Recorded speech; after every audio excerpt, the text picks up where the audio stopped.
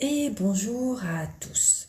Je vous parle souvent dans des mini-vidéos de l'Ayurveda et de vos doshas, cette constitution ayurvédique de nos 5 éléments, l'éther, le spirituel, l'air, le feu, l'eau et la terre.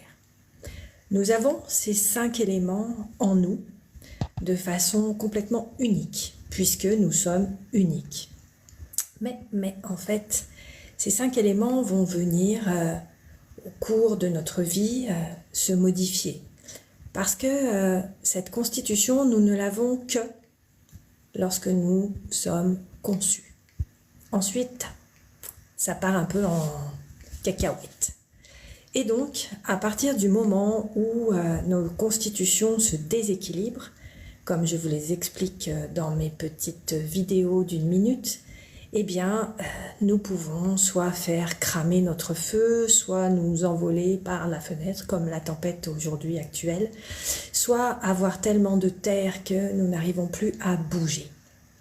Alors, c'est difficile parfois de pouvoir équilibrer, parce que d'abord, nous ne connaissons pas notre constitution, déjà, et puis ensuite, bien, nous avons souvent l'impossibilité de canaliser nos éléments. Quand nous avons trop de feu, par exemple, nous allons être en colère et nous avons du mal à ne pas être en colère, forcément. Alors, il y a effectivement l'alimentation qui va pouvoir nous aider. Manger des piments quand on est en colère, c'est pas vraiment ce qu'il faut faire. Nous avons aussi la respiration. Si on va hyperventiler alors que nous avons déjà beaucoup trop d'air, ça va pas le faire. Et nous avons aussi les massages. Pourquoi je vous parle de massage? Parce qu'en fait, eh bien, je suis relaxologue corporel.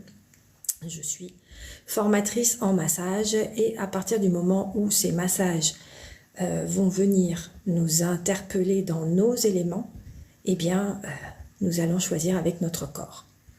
En Ayurveda, effectivement, le massage se choisit avec notre corps. Et donc, à partir du moment où notre corps va, par exemple, détecter que nous avons beaucoup de feu, eh bien, il va, par exemple, nous mettre une alerte pour dire qu'il va falloir calmer notre feu. Notre feu va être calmé, par exemple, par le massage du bol Kansu, qui va se faire juste sous les pieds et qui va venir réguler notre feu. Il va y avoir aussi, par exemple, pour calmer tous les éléments qui sont un peu en trop, en excès. Et donc, nous allons, par exemple, faire le massage de dos et 7 chakras, qui va venir, comme son nom l'indique, calmer et équilibrer les 7 chakras. Alors en fait, au niveau ayurvédique, nous nous disons parfois, oui mais en fait c'est quand même important, nos éléments on les connaît pas, les gens me disent mais non mais moi en fait je sais pas choisir par rapport à mon corps. Ben oui, forcément, en Occident on ne connaît pas notre corps. En Occident en fait on apprend que la tête est d'un côté et que le corps est de l'autre. Et donc c'est pas forcément la meilleure façon de gérer son corps. Notre corps nous parle tout le temps. C'est juste que nous ne savons pas l'écouter. En Ayurveda, on va venir justement écouter notre corps. Et quand on fait une formation massage, eh bien ça ne va pas être une formation qui va être juste comme ça, là, hop, on apprend juste un protocole, on veut faire du bien à la personne, et en fait on ne va pas lui faire du bien. On ne va pas lui faire du bien, parce que si nous avons une intention, nous nous ingérons dans justement son corps. Les formations ayurvédiques que je donne, bien en fait on va être neutre, complètement neutre. Oui, c'est pas facile d'être neutre, on est clair. On est clair que on a juste envie de faire du bien, on a juste envie d'aider, on a juste envie de... Alors si c'est ça que vous voulez, vous allez dans un institut de beauté où à côté de vous, il y aura une personne qui se fait épiler par exemple et qui raconte toute sa vie à l'esthéticienne d'à côté. Si vous voulez quelque chose de beaucoup plus consistant, si vous voulez quelque chose qui va être prégnant, qui va être impactant pour vous, eh bien dans ces conditions, en fait, apprenez des massages ayurvédiques parce qu'ils viennent travailler nos éléments. Et on va apprendre aussi à écouter notre corps. Et on va apprendre aussi à faire différemment suivant nos éléments. Si nous avons trop de terre et que nous faisons un massage avec beaucoup de terre, on va être plombé complet. Trop de feu, un massage avec beaucoup de feu, on va être complètement cramé aussi. Trop d'air, un massage avec trop d'air, eh bien nous allons nous envoler par la fenêtre et faire notre tornade dans tous les sens.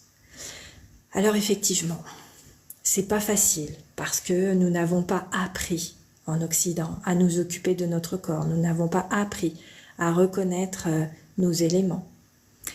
Personnellement, je fais des accompagnements pour justement connaître sa constitution ayurvédique. Et puis en fait, eh bien, ça va être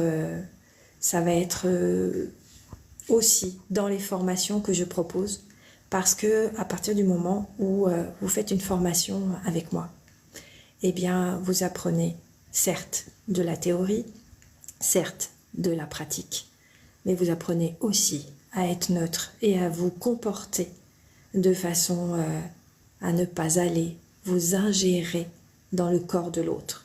Un massage ayurvédique, ça se ressent dans son propre corps. Moi, je suis dans le mien. Quand je masse quelqu'un, en fait, je ne sais pas ce qui se passe dans son corps, en fait. À la limite, je m'en fous même un peu.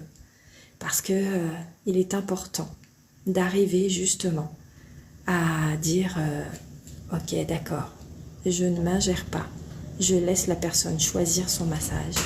Et à partir de ce moment-là, eh bien, elle va vivre ce qu'elle a à vivre. Voilà ce que j'avais à dire aujourd'hui sur le massage ayurvédique. Je suis Muriel Depau. Je suis relaxologue corporelle, formatrice en massage bien-être, notamment ayurvédique. Et je suis aussi accompagnatrice parce que quand nous connaissons nos doshas, quand nous connaissons nos blessures, quand nous connaissons aussi qui nous sommes, il est bien plus évident en fait d'être soi et d'aller évoluer vers la meilleure version de soi-même. Je vous souhaite une bonne journée et vous dis à bientôt.